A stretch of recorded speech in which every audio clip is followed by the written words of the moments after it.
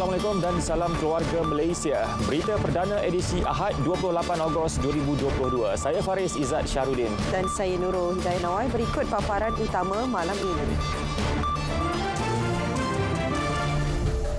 Elaun kaki tangan bekas anggota KEMAS dinaikkan.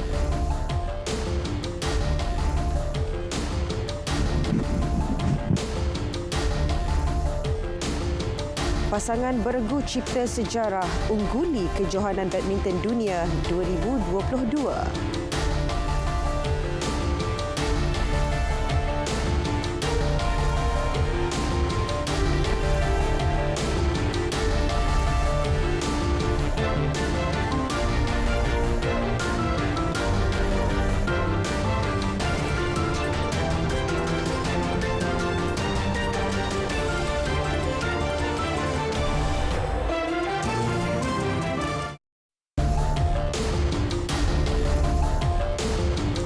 Saudara, berita perdana dimulakan dengan kejayaan ini. Beregu badminton lelaki utama negara, Aaron Chia dan So Hui Yik menjuarai kejohanan badminton dunia 2022. Ini merupakan kejayaan pertama negara merangkul gelaran berkenaan. Kejayaan diperoleh dalam aksi yang berlangsung di Tokyo. Pada aksi final itu, Aaron Chia dan So Hui Yik berjaya mengalahkan pasangan Indonesia Muhammad Ahsan dan Hendra Setiawan.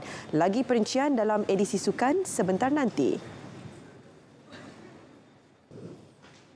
Juga berita gembira buat kaki tangan Jabatan Kemajuan Masyarakat KEMAS.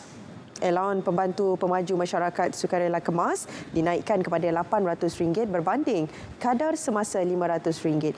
Turut dinaikkan bantuan sara hidup ahli Persatuan Bekas Anggota KEMAS daripada RM300 kepada RM500 sebulan. Pembantu PM ya, yang allowance mereka hanya RM500. Hari ini saya bersetuju meluluskan dinaikkan ke RM800 demi mengenang jasa perbekam. Seramai 4,423 orang, saya setuju untuk menaikkan bantuan sara hidup kepada RM500 sebulan. Turut diperuntukkan RM8 juta bagi program digitalisasi melibatkan 800 tadbika KEMAS seluruh negara.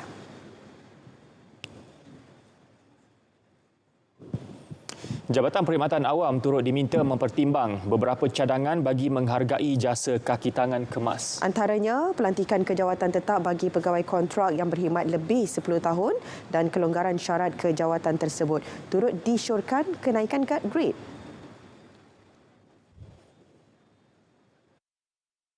Memberi 2 grade kenaikan pangkat bagi skim-skim perkhidmatan iaitu penolong pegawai pembangunan masyarakat, tadbika, taska dan pembangunan kemahiran dan komuniti. Grade 29 kepada grade 32 dan grade 38. Pembantu pembangunan masyarakat daripada grade S19 kepada 2 grade S22 dan S26. PKD grade 38 ke grade 41. Pengarah negeri daripada 48 ke 52. Di KPPA ini merupakan permohonan yang saya sokong permohonan mereka ini. Jadi ambillah tindakan segera. Perdana Menteri berucap berasmikan Perhimpunan Perdana sambutan 60 tahun KEMAS. Beberapa tambah baik dibuat pada hari kedua Raptai Pembarisan dan Perarakan sempena sambutan Hari Kebangsaan 2022 di Dataran Merdeka. Turut bertambah jumlah penyertaan. Ketua Setiausaha Kementerian Komunikasi dan Multimedia, Datuk Seri Muhammad Mentek berpuas hati dengan komitmen semua kontingen. Kita lihat ada banyak penambahbaikan hari ini berbanding dengan semalam.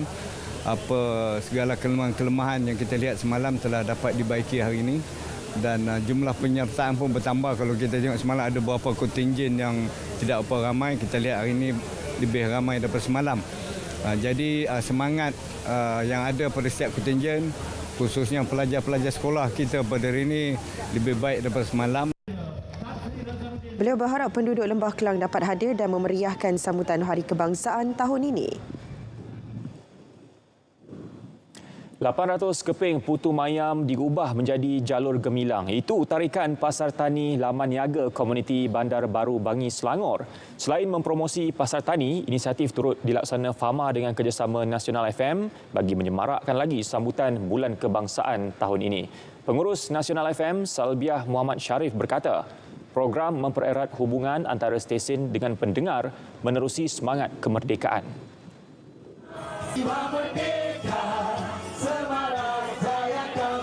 Kita mengharapkan bahawa semangat ini semakin meningkat naik dalam generasi muda dan juga dalam yang tua tu menurunkan lagi semangat mereka kepada menyebarkan semangat mereka kepada generasi-generasi muda ni, sebab dengan pertandingan dengan menyanyikan lagu patriotik beramai-ramai ini membuatkan kita semua merasa sangat berbangga menjadi anak Malaysia.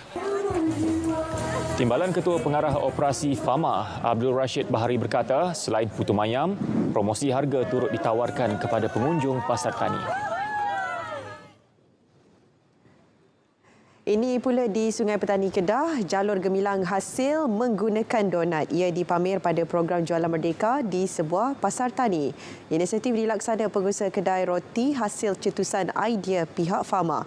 3 kilogram tepung diguna bagi menghasilkan 350 biji donat yang dibentuk dan diwarnakan dengan warna jalur gemilang. Macam tahun lepas kami buat roti boy bentuk bendera. Tapi tahun ni Fama bagi idea kat kami untuk buat donat, sebab kami memang peniaga donat. Peniaga donat di rata-rata tepi-tepi jalan. So, terima kasih kepada Fama bagi peluang kat kami. Donat jalur gemilang itu menjadi tarikan pengunjung pasar tani berkenaan. Tujuan sambutan kemerdekaan dan bulan kebangsaan perlu dihayati semua termasuk si cilik. Dengan bahasa dan penerangan mudah, mereka perlu difahamkan erti sayangkan negara melalui pendidikan. Ikuti laporan disediakan Nurlela Muhammad Nur.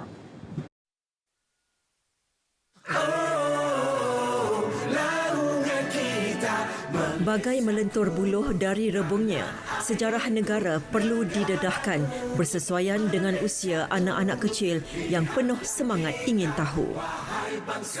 Siapa tahu jalur gemilang ada berapa jalur? 14. Bukan 4. Warna ada berapa warna? 4. 3, 4. Dah cair. Tahu yang tadi kan kita berbaris ramai-ramai tu kan. Seronok tak? Seronok. Jawab. Seronok. Seronok. Okey, kenapa seronok? Sebab apa? Sebab jalan ramai-ramai, lepas tu ada nyanyi. Bawa bendera Malaysia. Bawa bendera kan? Pegang tangan. Sayang anak Malaysia. Sayang anak Malaysia. Merdeka. Merdeka. Merdeka. Merdeka. Merdeka.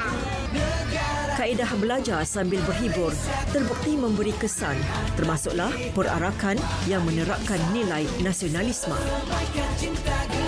Bagi menyemarakkan semangat cintakan negara, program ini bukan sahaja dapat menghimpunkan kanak-kanak dan ibu bapa bagi menghayati bulan kebangsaan, malah secara tidak langsung menzahirkan semangat dan rasa cinta terhadap tanah air. Seawal pukul 7.30 pagi, lebih 100 kanak-kanak memakai uniform petugas barisan hadapan dan menyertai acara perarakan di kawasan perumahan sekitar.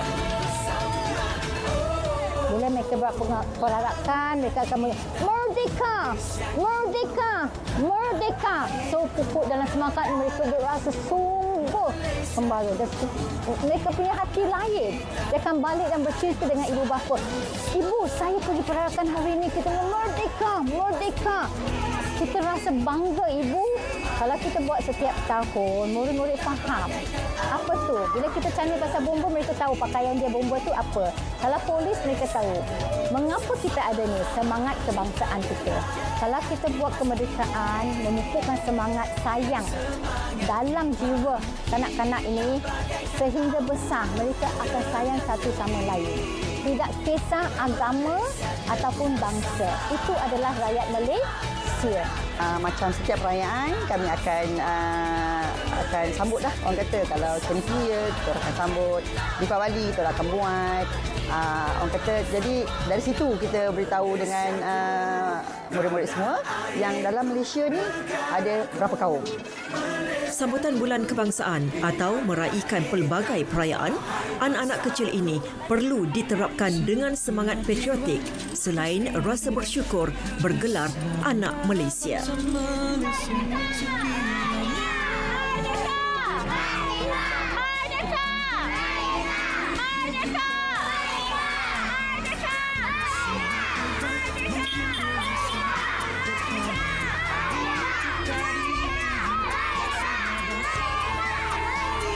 Nurlela Muhammad Nur, RTM.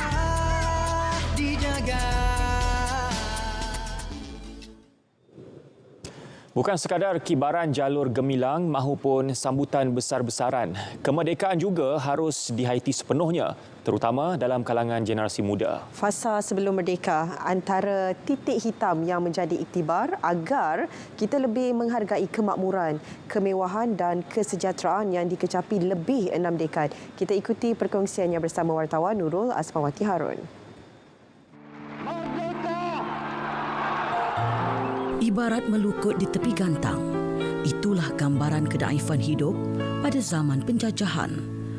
Jauh daripada pembangunan, apatah lagi ruang dan peluang untuk merubah kehidupan menjadi lebih baik dan selesa.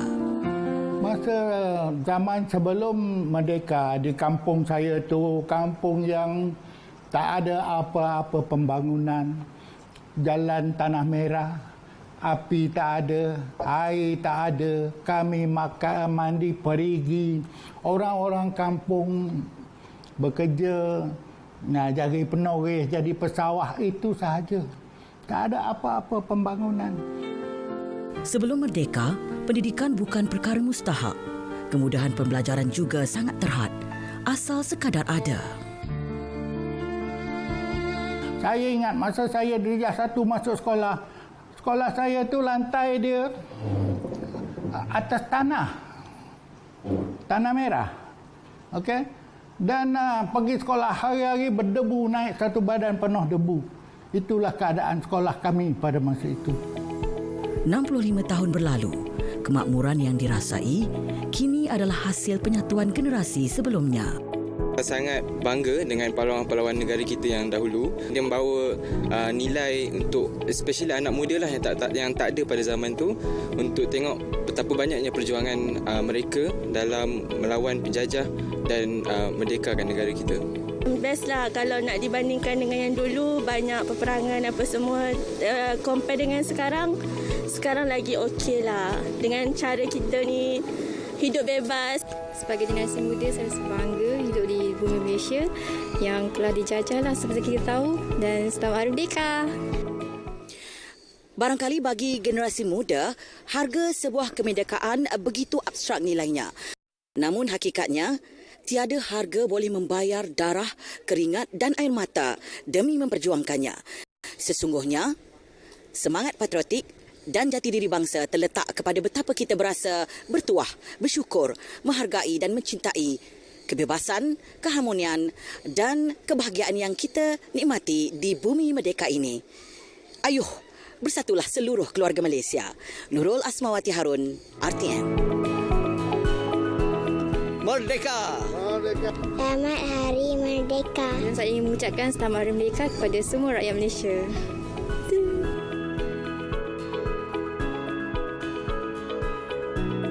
Ready?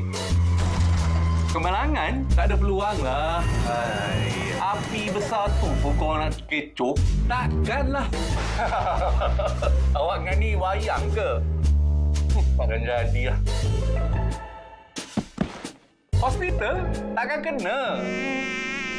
Kadang-kadang, nasib tidak menyebelahi kita. Jangan jadi seperti pakcik ini. Musnahkan Aedes, pembawa denggi. Pada masa ini, ekspor ayam masih tidak dibenarkan dan kita ada mendapat feedback bahawasanya bekalan ayam pada masa ini ada berlebihan dan dengan itu harganya telah mula stabilize, malah telah turun kepada paras harga di bawah harga siling. Namun kerajaan belum membuat apa-apa keputusan untuk mengubah dasar-dasar yang telah ditetapkan tersebut kerana kita ingin memastikan supaya bekalan ayam berada dalam keadaan yang stabil dan harga juga berada pada paras yang kekal di bawah daripada harga siling.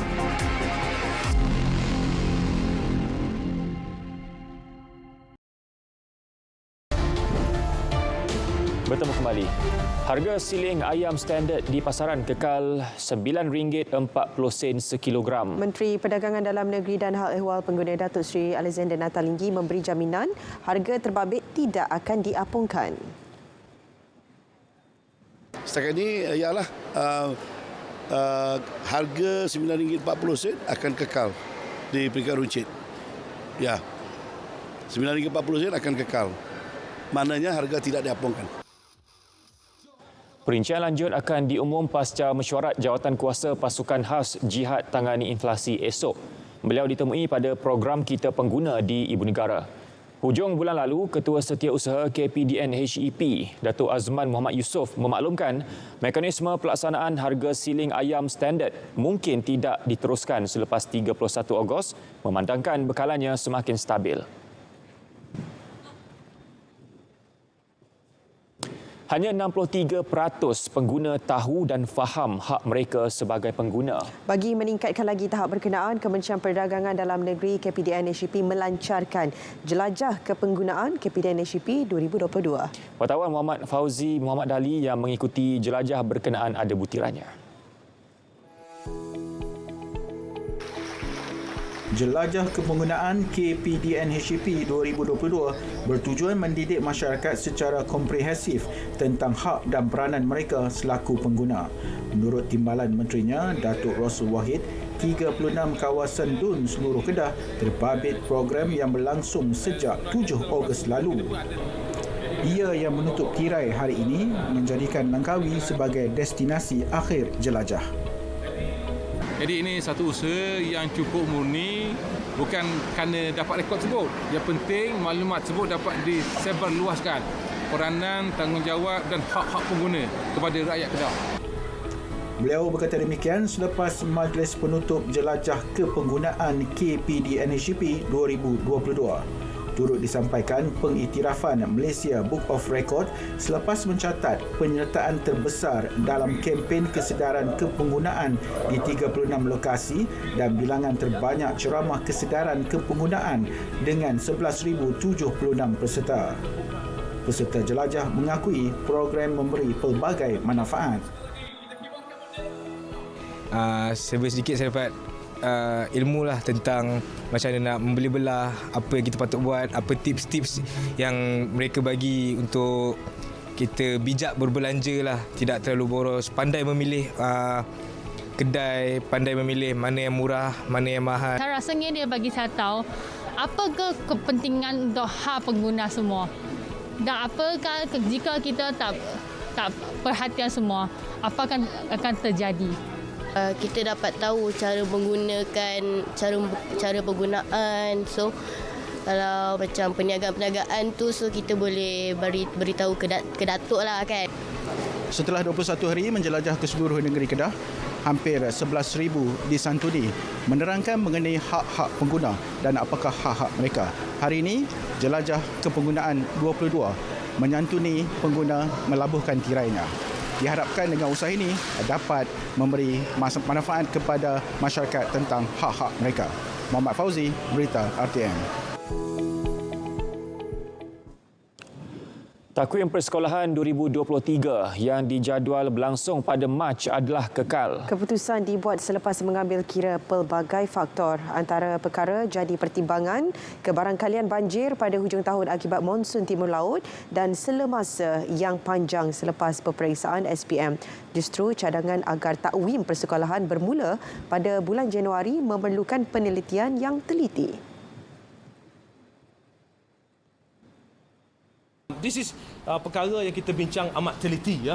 Kita bincang amat teliti satu persatu because once kita dah bergerak ke depan, lalu kita nak ke belakang balik, kemudian silap nak kena bergerak ke depan balik, dan itu akan menyukarkan semua pihak.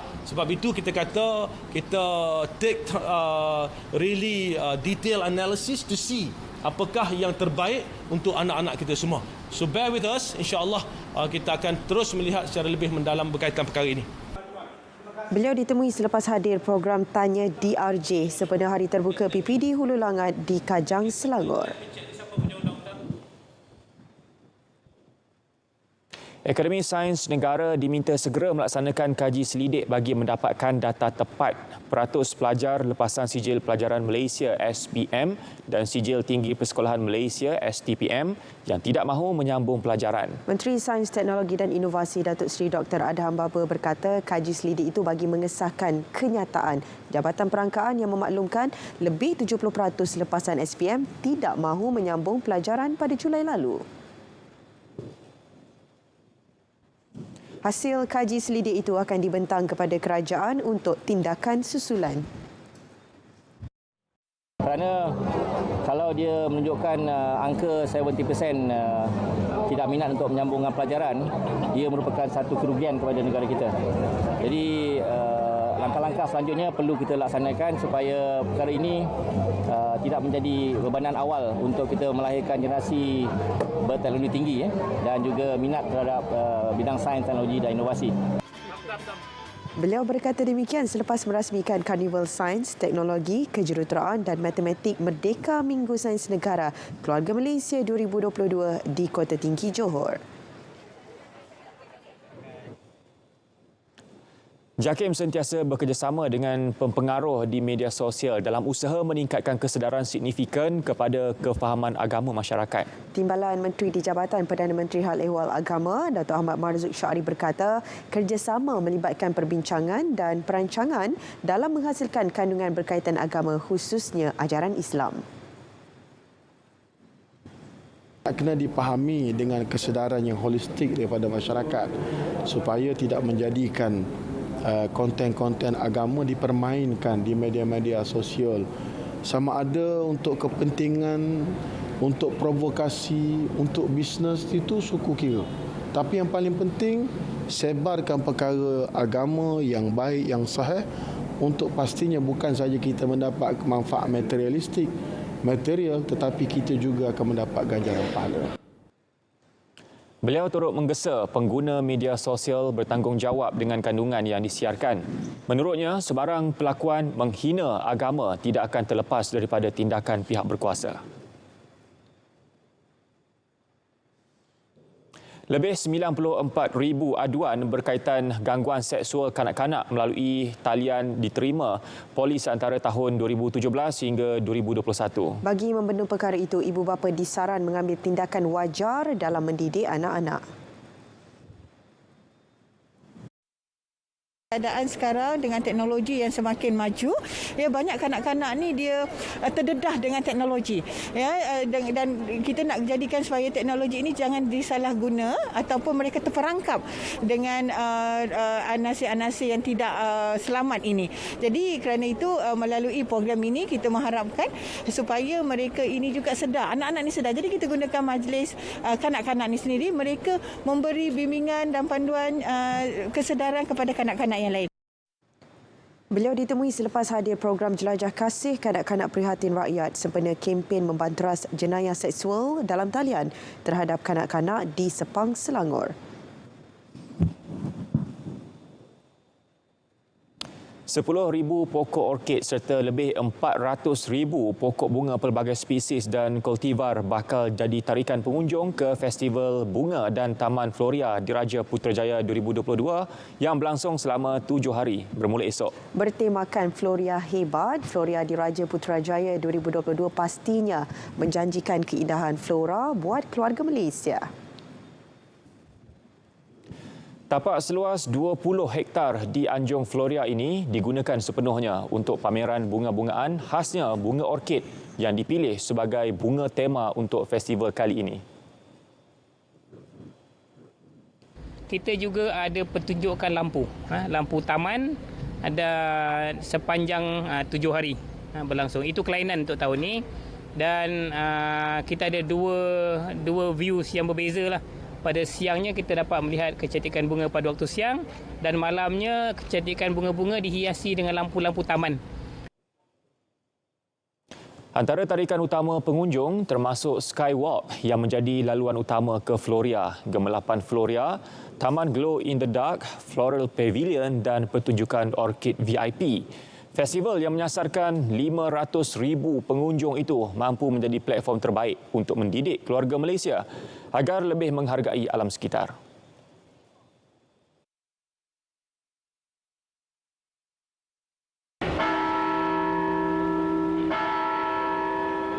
Merdeka! Merdeka! Merdeka! Merdeka! Merdeka!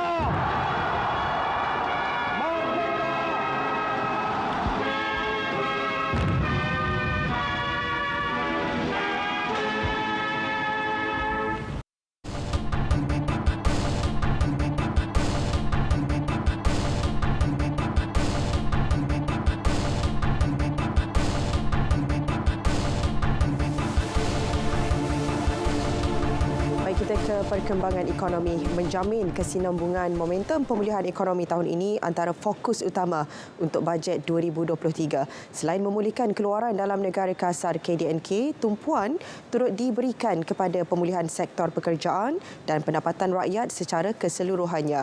Menteri Kewangan Tengku Datuk Seri Zafrul Tengku Abdul Aziz menegaskan reformasi fiskal juga perlu demi memastikan daya tahan ekonomi jangka panjang berdepan situasi luar jangka.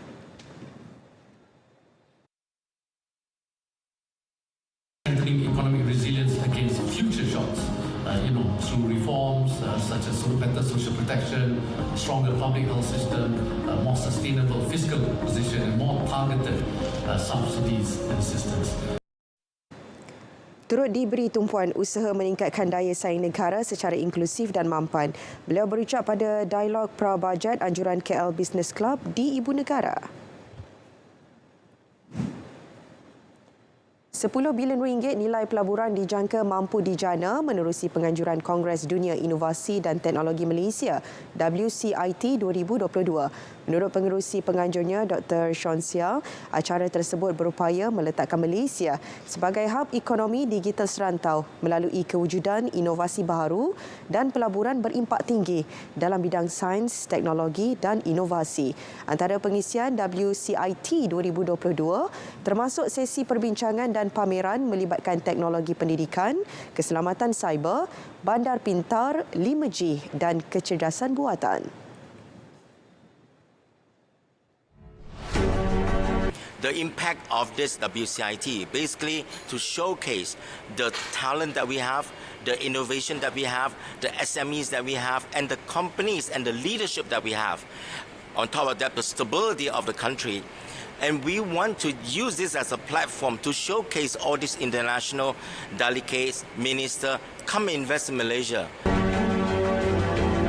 Jelasnya WCIT 2022 akan dianjurkan dari 13 hingga 15 September ini di Pulau Pinang. Edisi ke-26 itu dijangka dihadiri 4,000 perwakilan dari 80 buah negara. Antaranya pakar industri dari Google, NASA, AirAsia, Malaysia Airlines, IBM dan Dell Technologies. Malaysia Airlines memulakan laluan terus menghubungkan Kota Kinabalu dan Singapura bermula semalam. Pesawat MH648 dari Changi mendarat di Kota Kinabalu pada 12.25 tengah hari disambut Wakil Lembaga Pelancongan Sabah Malaysia Airports selain Malaysia Airlines. Ketua Pegawai Eksekutifnya Kapten Izham Ismail memaklumkan perkhidmatan tersebut menawarkan pilihan kepada sektor Singapura selain hub utama Kuala Lumpur, Pulau Pinang dan Kuching. Pihaknya bercadang menambah laluan strategik dan meningkatkan kapasiti sehingga 70% seperti sebelum pandemik menjelang hujung tahun ini. Penerbangan antara Kota Kinabalu dengan Singapura beroperasi 3 kali seminggu menggunakan pesawat B737-800.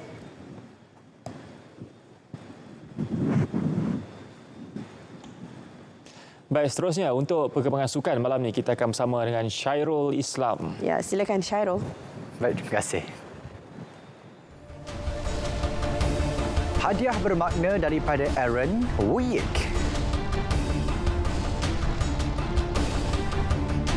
Liverpool mengamuk lepas geram.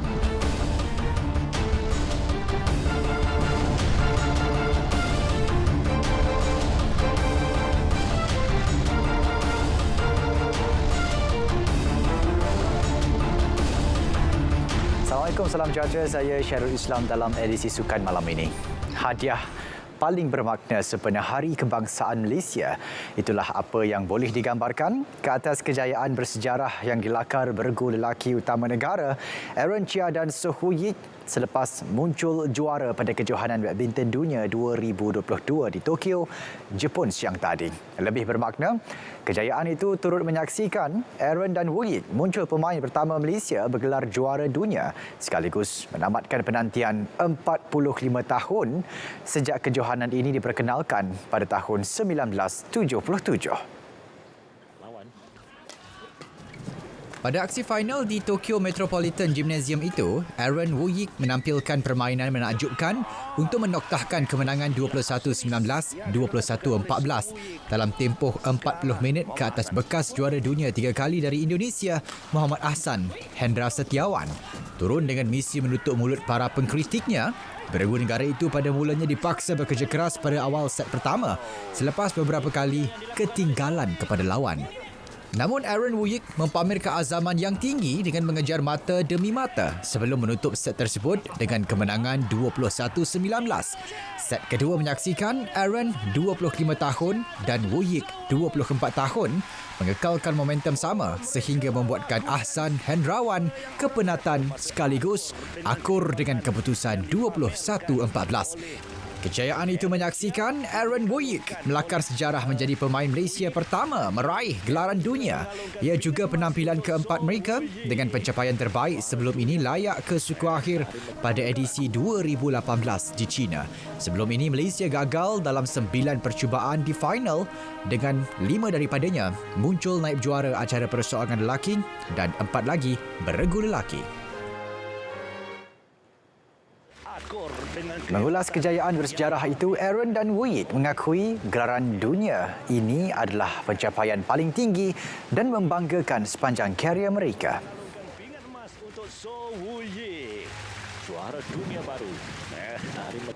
Our feelings really can't describe right now, and we are really happy to make ourselves proud, make our country proud, because we are the first world champion. I and Aaron have partners for about 4 years, and it's really a good boost and good start for us because it very worth the goal because we really work hard for it, and we work hard very long, and we didn't get it whenever in the semi-final, in final every time, and now finally we get it. Sejak kejohanan dunia mula diperkenalkan pada 1977, hanya 9 wakil negara berjaya menjejakkan kaki ke pentas final, iaitu dalam acara perseorangan lelaki sebanyak 5 kali dan 4 kali dalam saingan beregu lelaki. Saudara, sebentar tadi telah masuk waktu solat fardu isyak bagi Kuala Lumpur dan kawasan-kawasan yang sama waktu dengannya. Selamat menunaikan solat fardu isyak. Baik, perkembangan seterusnya. yang di-Pertuan Agong Al-Sultan Abdullah Riayatuddin Al-Mustafa Billah Shah dan Raja Permaisuri Agong Tunku Hajah Azizah Aminah Maimunah Iskandariah menzahirkan ucapan tahniah kepada beregu lelaki negara Aaron Chia dan Soh Hui Yik yang kini bergelar juara dunia. Menerusi catatan di laman sosial Facebook Istana Negara, Seri Paduka Baginda berdua menzahirkan rasa sukacita dan bangga di atas kejayaan mereka yang mengharumkan nama Malaysia di persada dunia. Dalam kenyataan tersebut, baginda berdua menyifatkan pencapaian cemerlang Aaron dan Wu Yik sekali lagi membuktikan Malaysia mampu melahirkan atlet yang berkualiti dan bertaraf antarabangsa. Dengan iltizam, semangat perjuangan yang tinggi, usaha yang bersungguh-sungguh, rakyat Malaysia mampu bersaing dan berjaya di peringkat dunia. Seri Paduka Baginda turut menzahirkan harapan semoga pencapaian ini akan membakar semangat Aaron dan Wu Yik untuk terus bekerja keras serta menjadi sumber inspirasi kepada seluruh rakyat Malaysia. Baginda berdua turut menzahirkan ucapan selamat maju jaya kepada beregu negara itu dan mendoakan semoga mereka terus dilimpahi kejayaan cemerlang pada masa hadapan.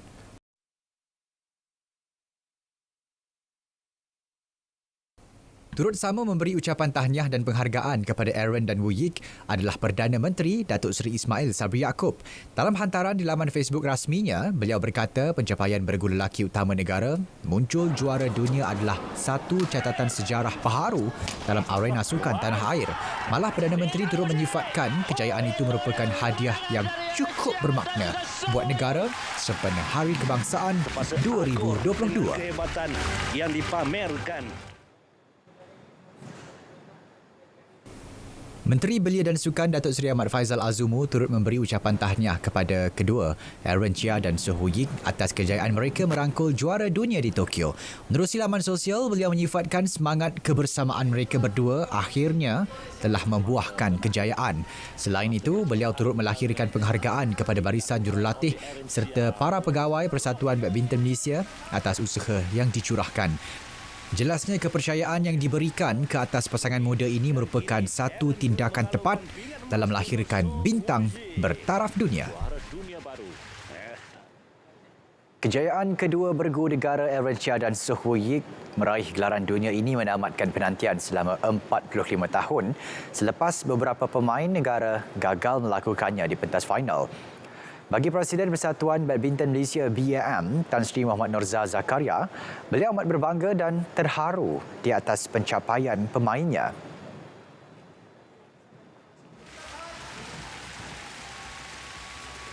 Ini yang kita ingat, mata kemenangan bukan. Sebagai Presiden BAM dan juga Presiden OCM, saya nak melahirkan rasa begitu bangga dan terharu kerana dapat menyaksikan di depan mata sendiri bagaimana hari ini kita telah mencatat sejarah dengan melahirkan satu world champion daripada bergu Aaron dengan Soh Hui Yik. Mereka telah menamatkan penantian selama 45 tahun dan kita merasa bahawa ini merupakan satu hadiah hari kemerdekaan kepada semua rakyat Malaysia. Sementara itu, legenda perseorangan negara Datuk Rashid Siddiq turut berbangga dengan pencapaian Aaron Chia serta Soh Hui Yik. Sebab sebelum ni di Sukan Olimpik tu mereka berjaya mengalahkan pasangan Indonesia tu. Corak permainan tadi pun lebih kurang dengan corak permainan yang dia main di Sukan Olimpik tu. Nampak mula-mula dia ikut rentak permainan Hasan dan Hendra, tetapi setelah pertengahan game tu mereka dah cuba ubah untuk bermain lebih lifting ke belakang untuk mereka melakukan pertahanan dulu sebelum mereka lakukan serang balas. Pada petang hari ini. Manakala seorang lagi bekas pemain negara, Roslyn Hashim, menyifatkan kejayaan pasangan negara itu diraih atas momentum yang diperoleh ketika Sukan Commonwealth 2022.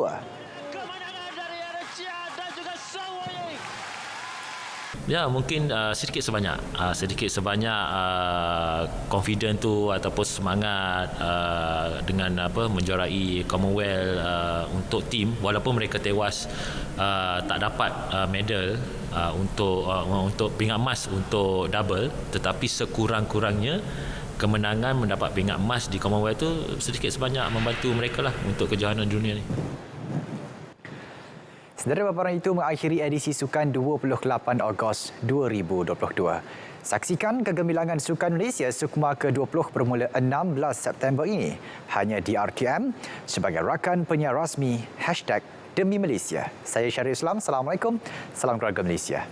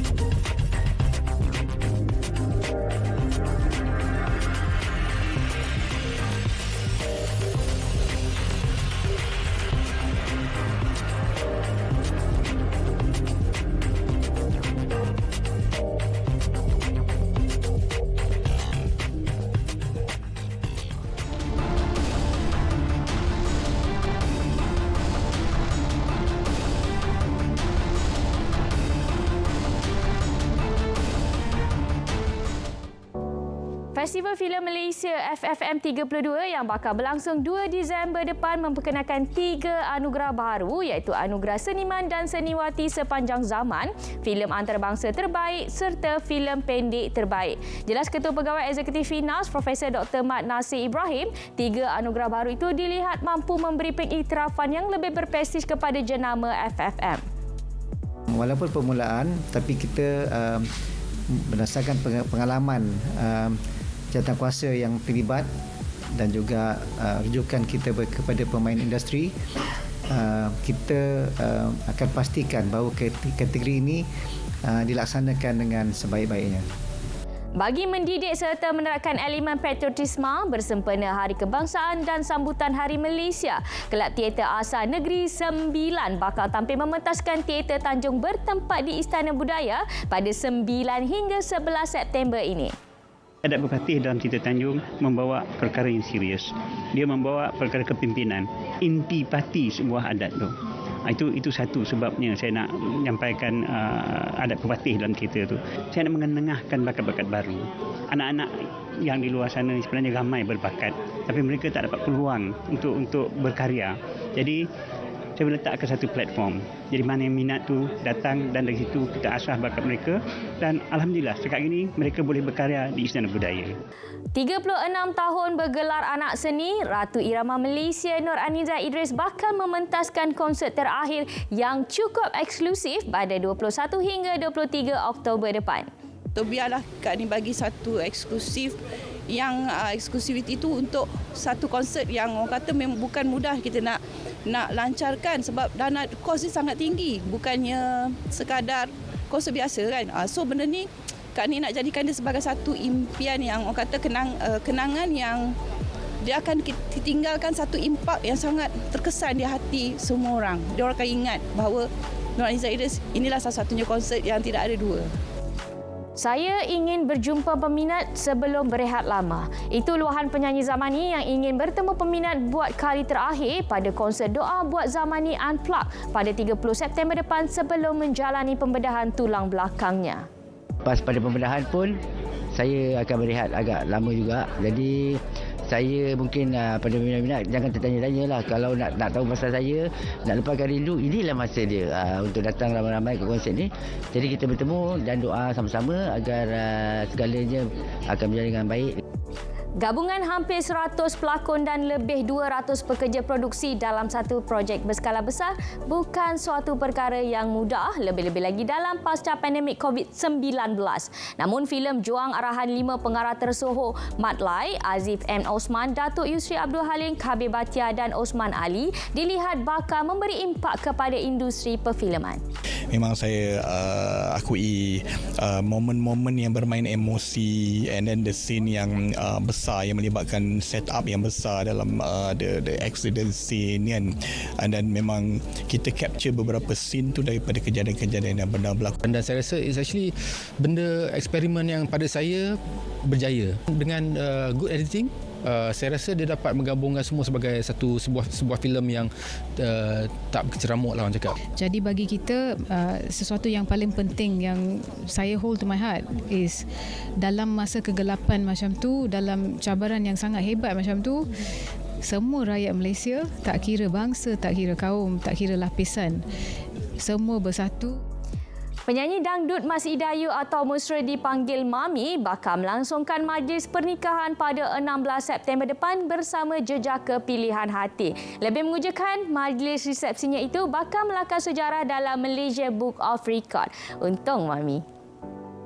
Gimik tu kita tak boleh cerita apa sebab kita orang dah plan dah untuk pada malam itu akan berlaku gimik.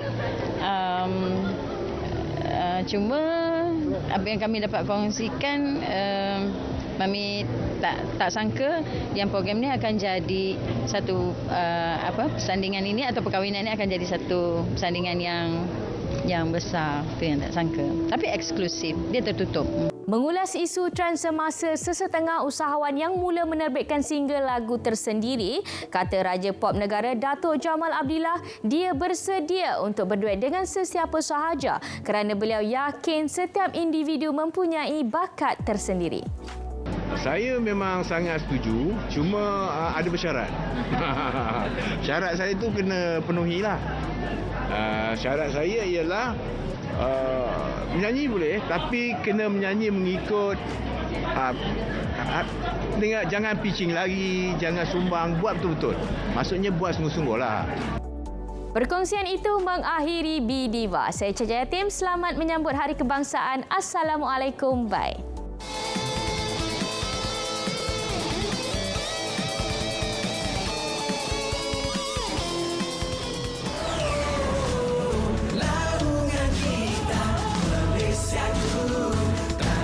ஈராயிரத்து 22 தேசிய நாள் அணிவகுப்பு 2022 ஆகஸ்ட் 31ஆம் நாள் புதன்கிழமை காலை 7 மணி தொடங்கி குவாலாலம்பூர்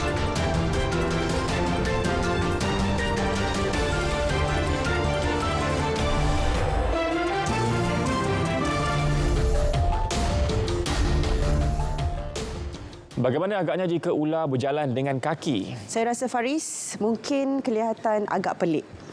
Tapi itulah yang akan kami kongsikan kepada anda dalam segmen hashtag.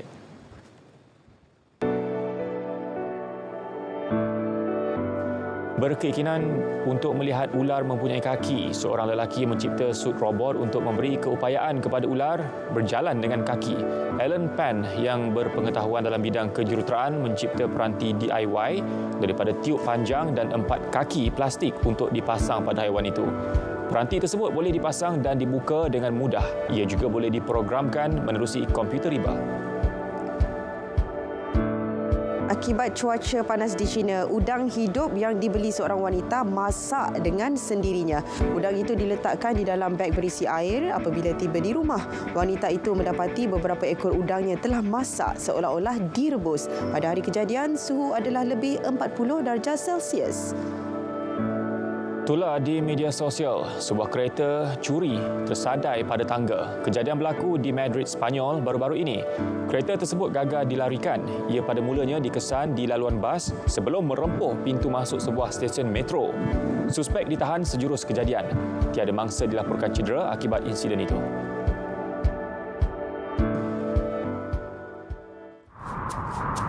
Jelajah aspirasi keluarga Malaysia, mai kedah pamer kementerian program bawa faedah. Sukan maya jualan IKN dan barang murah.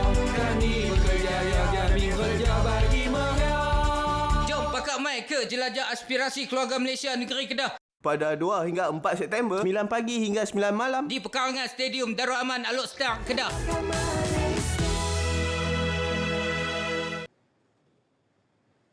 Saudara, berita perdana edisi 28 Ogos 2022 berakhir di sini. Dapatkan perkembangan sahih sepanjang masa melalui portal berita.rtm.gov.my. Semarakkan sambutan Bulan Kebangsaan dan sama-sama kita kibarkan jalur gemilang. Dengan ini, Assalamualaikum. Salam keluarga Malaysia. Jumpa lagi.